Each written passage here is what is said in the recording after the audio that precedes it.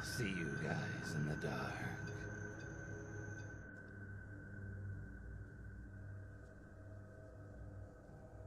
So I am a 26-year-old male, and I had been planning a camping trip with my wife and dad for a whole year. I wanted everything to be perfect, as we don't get away from town and dive deep into the woods as much as I'd like. This takes place in the very tree-dense Dave Crockett National Forest in East Texas. Earlier that day, my dad decided to go on a little early and pick out a good spot for us to camp. To give a layout of where we camped, there were 2 dirt roads on either side of us, and an overlook to the north of us. We camped in the middle, between the 2 roads. My wife and I arrived and met my dad down there around 11 a.m. We set up camp and proceeded to enjoy the day until around dinner time, when we started to cook around our meal for the evening. Right as we got done with the dinner, we see this truck circling around our campsite. He went around us several times and finally pulled right into our camp and got out of his truck. He then proceeded to tell us that this was his family's campsite, and how the firewood there was laying around was his. Now in this particular forest, campsites are first come, first serve, and my dad had been there since 9 a.m. He then asked if we could camp next to us, and of course, being friendly, we told him yes. We didn't know that when he said next to us, he meant directly on top of us. He backed his camper in so close to our tents and vehicles that he blocked my truck in. We weren't sure why he was doing this, being that there were so many other campsites available, but we just shrugged it off and tried to have a good time anyways.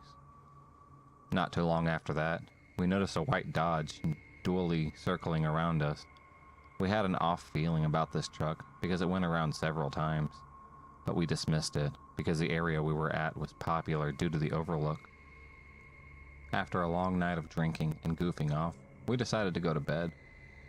I was in a dead sleep when out of the woods, I wake up to a blood-curdling scream. I jolt up and asked my wife, what was that? About 30 seconds later, we hear another scream off in the distance. At this point, I grabbed my gun and unzipped the tent so that we can see outside.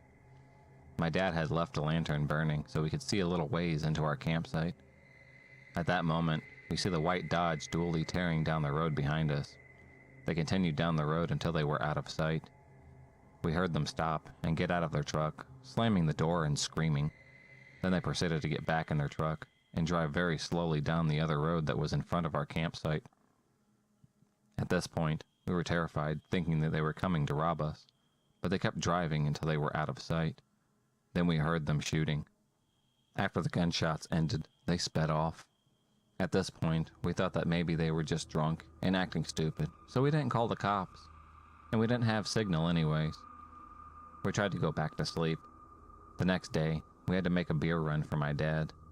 When we made it out of the camping area, police everywhere.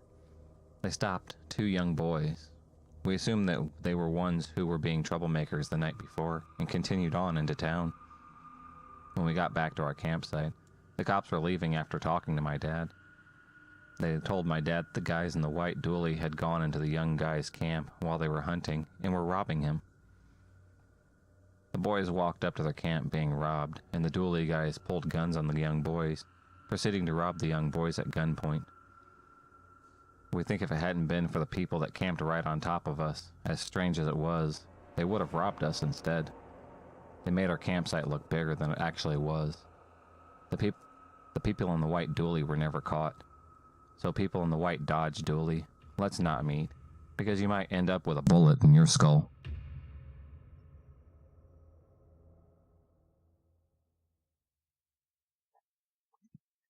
A year ago, I went camping with my best friend in the summer.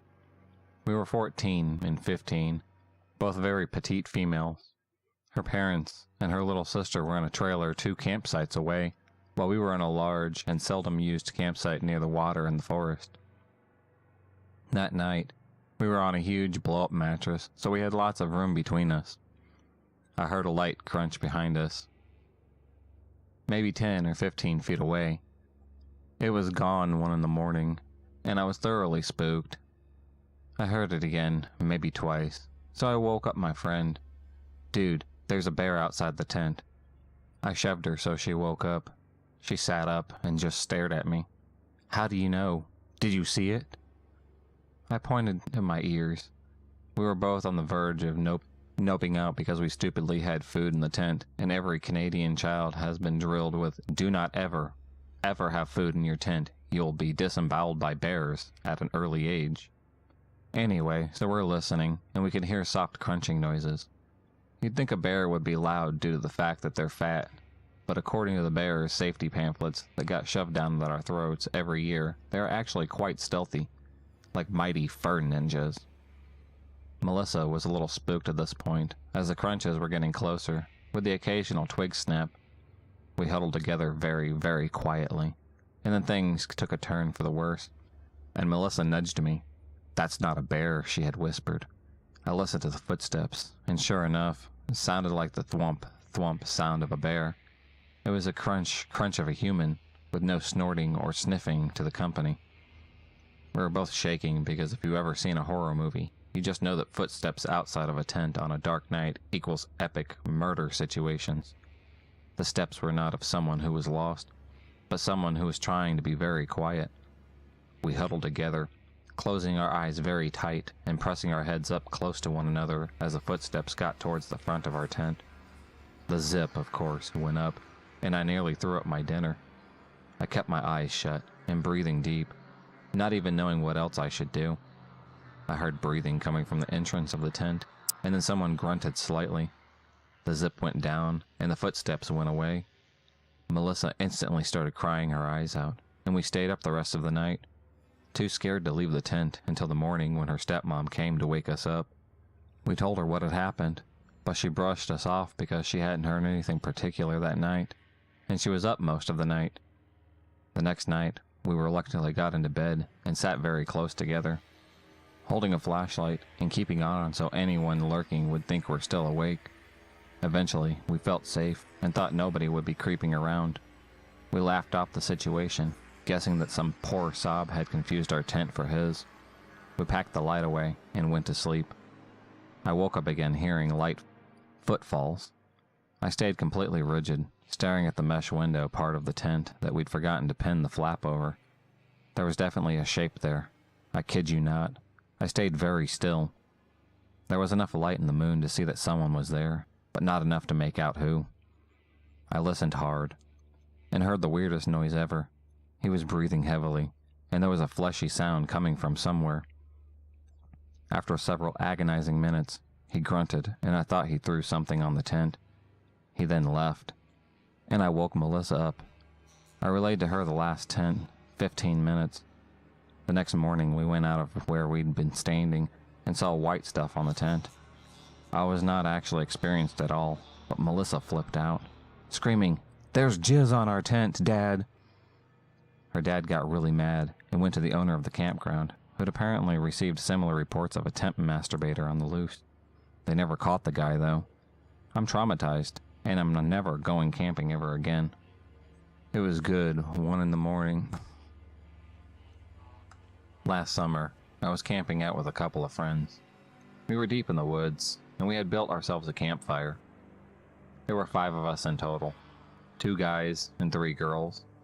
We were in a pretty remote area of the woods, but nobody was really worried. Anyway, we stayed up late, talking about life, telling stories, and having a great time. At about 11:30 p.m., one of the girls shushed everyone for a second and said she heard something. Once we were all quiet, everyone admitted to being able to hear a faint sound that resembled footsteps, but we all agreed it was a raccoon or something. Fast forward about an hour and a half. We were talking when suddenly we heard a very loud snapping sound, followed by a loud thump. It sounded like a large tree branch was broken off. Some of the girls were getting scared at this point, but we were able to calm them down. Eventually, we decided to try and get some sleep. We were able to. Sometime throughout the night, I woke up. I have absolutely no idea how or why, but I did. I checked my phone, and it was 2:30 a.m. I lied there, staring up at the stars for a while, trying to fall back asleep. I then began to hear footsteps. They were very faint, and sounded like they did earlier. They began to get noticeably closer, and after probably about 5 minutes, they sounded like they were only about 10 feet out of range from the small amount of light still shining out from the campfire. They then stopped. I waited, but there was nothing. I had a terrible feeling of being watched, and for the first time in a long time, I was truly horrified. I lied completely still, and did so for the next half hour or so. Somehow I drifted off. At about 4:15 a.m., I heard a scream come from the wilderness. I was incredibly exhausted, and only about half awake, but I know what I heard. It wasn't high-pitched. It sounded like whoever it was had a horrible sore throat or something. By morning, I convinced myself it was a dream, until on the drive home, Josh, the other guy I was camping with, mentioned it. He said it like, "Damn, did you hear that scream from the woods last night?" All I can remember about what he said is that it sent a chill down my entire body, and he said it so casually like it was nothing. Like I said, we were in the very remote parts of the woods, and to this day, I can't explain what that was. After reading some comments, I've come to the conclusion that maybe it was a puma or some kind of bear.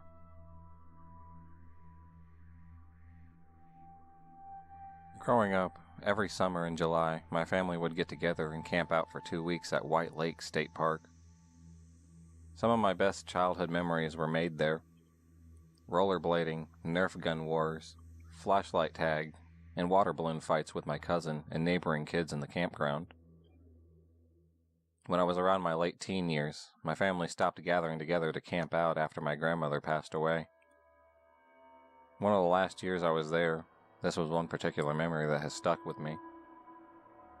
A little over 10 years ago, I was 16 years old. It was around 10 p.m. at night when I noticed I had a missed call on my cheapy little track phone. My family was sitting around the campfire cooking s'mores and sharing some laughs, so I decided to go off and get some privacy to return the call.